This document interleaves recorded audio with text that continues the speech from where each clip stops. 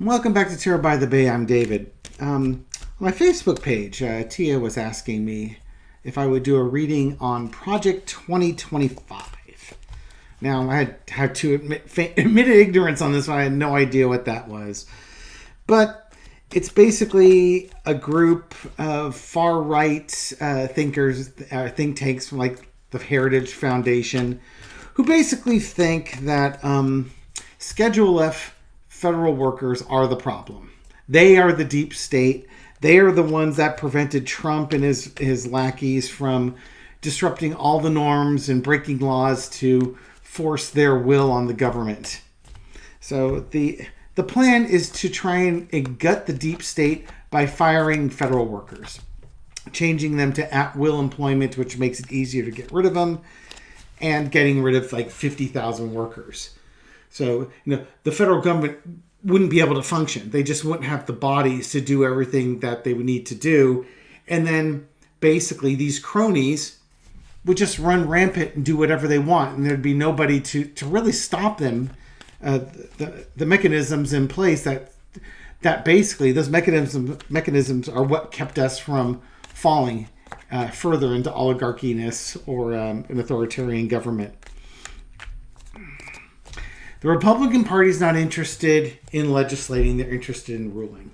I don't want this to be a long reading because I like doing the snarky stuff. And this is kind of the really heavy stuff. I don't think this is going anywhere because first off, the Republicans have to win and they have to win Congress as well. So make sure you get out and vote and get young people and like-minded people who don't want our country to become an authoritarian government to get out and vote. And make sure they get out and vote in 2024. What's the current energy around this? We've got the Four of Coins. It's like the federal employees have to hunker down. They shouldn't have to do this. They should just have to do their work and not be under constant assault from extremist groups who view them being the problem. They're just doing their job. But these groups that are coming in here, again, they want to rule. They don't want to legislate, and so they're coming in with the sword, saying, hey, you're in the way of us, basically running a dictatorship in your country, so you have to go. You're the problem. And they got the Ace of Wands. So, will they do this if they get in? Yeah, they will try and do this. They will disrupt and cause as much chaos as they can. Another Ace of Pentacles. This is being very well funded, again, probably by the extreme wealthy conservatives and libertarians in the world. Because this is a grand opportunity for them to hold on to more of their money, gain more power, and then legislate away the government's ability to take their money and redistribute it, as they would call it. Basically, they don't want to pay taxes, and they want to be an oligarchy. They want to be in charge. And so they've bought a bunch of senators to do that. This is, again, something being run on pure emotion.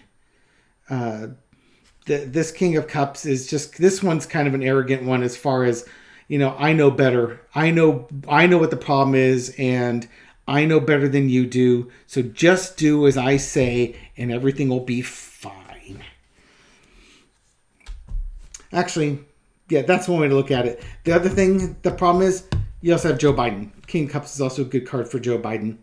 And in this case, this could be Biden just sitting here saying, Biden plays the game by the rules that have been established. And the government's working rather well under his leadership. You'd never know that by the way the news media is saying how America is just a train wreck, but it isn't. He's done a lot to stabilize the government.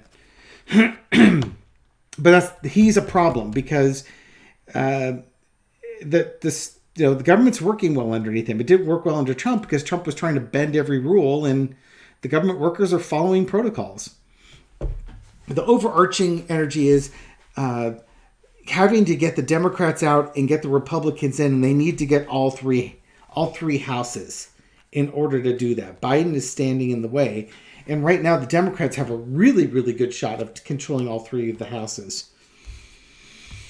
Lesson to be learned, Knight of Pentacles, excuse me. These guys are going to throw money at it. They're going to throw money at this problem and try and, get mercenaries and other people to cause problems because they know they need to win the election. So this could lead to some more election interference, because that's how the Republicans get into office, is by gerrymandering and election interference.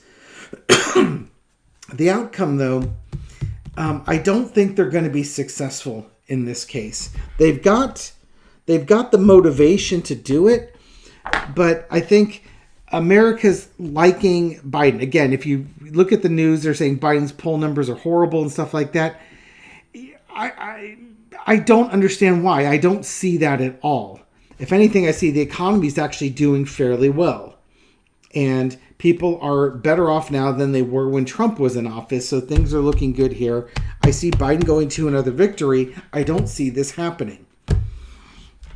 Okay, so, but again, this thing is prevented if we get out and vote. If you don't get out and vote and you say, we got this, we're in trouble.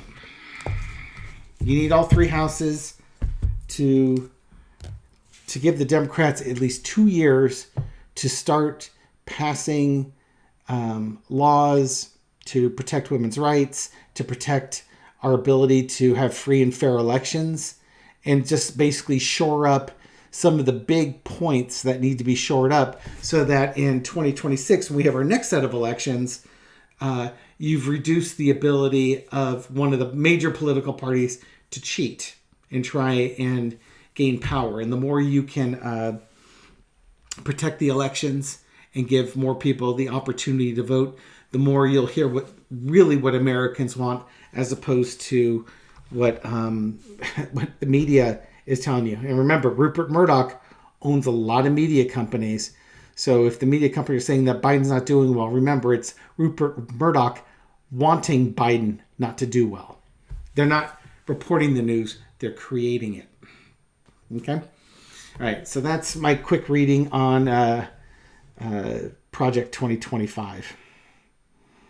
Just don't understand people. Okay. Well, anyways, thank you for watching this video and supporting my channel. I really appreciate it. Thank you for doing all that you do to feed the YouTube algorithm beast, so that my video gets out to new subscribers or to new viewers. And those new viewers, welcome. Hope you subscribe and catch more of my videos. And I hope you're entertained and find them informative. I'll catch you on the next one. Take care.